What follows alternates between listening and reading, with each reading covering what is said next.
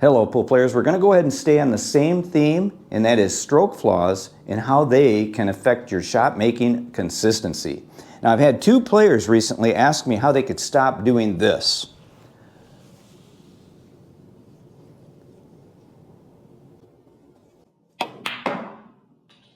Let's take a look at the reasons why that happens and how we can fix that.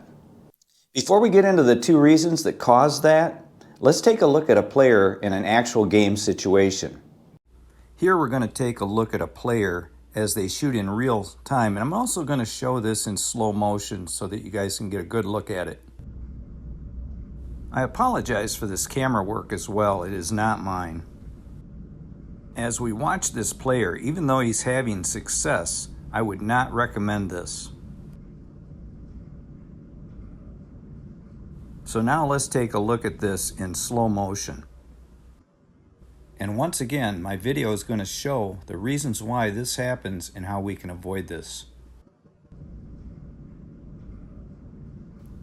There are two key factors that cause us to lift our cue. And I'm going to go ahead and lift my cue again here and see if you can pick up on what it is that I'm doing.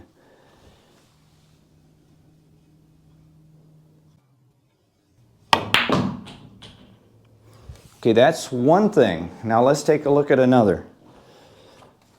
And just a hint, I want you to watch my shooting elbow.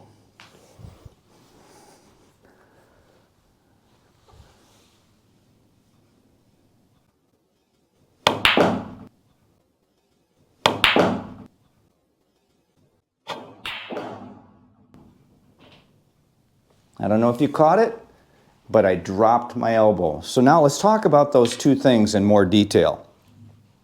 The first shot, when I lifted the cue, I grabbed the cue. I had too much grip pressure.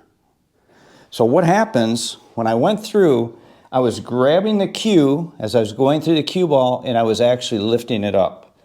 Grabbing and lifting it up. If you have a loose grip, you will not do that. So for me, this is just me now, it might be a little different for you, but for me, I use only two fingers and a thumb. My last two fingers are just along for the ride. They're not doing anything. Now the key on my grip hand is when I come back this way, I am with my index finger mainly, and my thumb. Boom, back here. When I go forward, my middle finger transitions and holds the cue, and my index finger relaxes more. So I'm not grabbing it. I'm only using the two fingers, one in the backstroke and one in the forward stroke. Backstroke index, forward stroke middle, okay? I hinge my cue from that. I cannot grab the cue and lift it. I guess I could leverage it if I brought it back to the fat part of my hand, but I never get that far. It's always just straight through and nice and loose.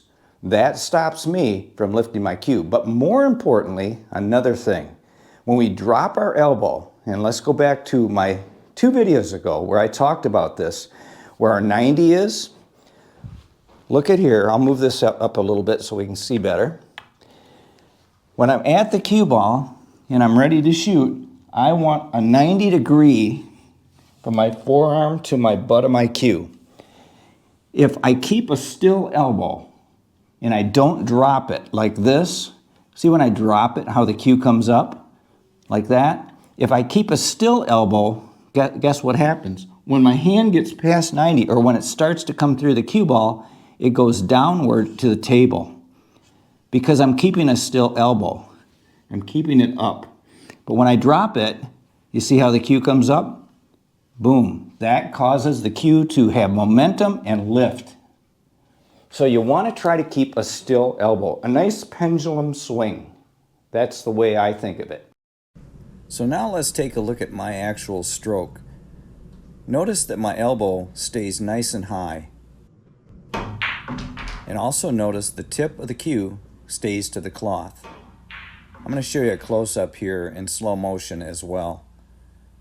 I try to maintain a real still elbow, and then when my hand comes forward past 90, that forces the tip downward. Another thing I want to point out, it looks like I'm grabbing my cue tightly, but I'm really not. Very simple, 2 fixes that will remedy lifting the cue.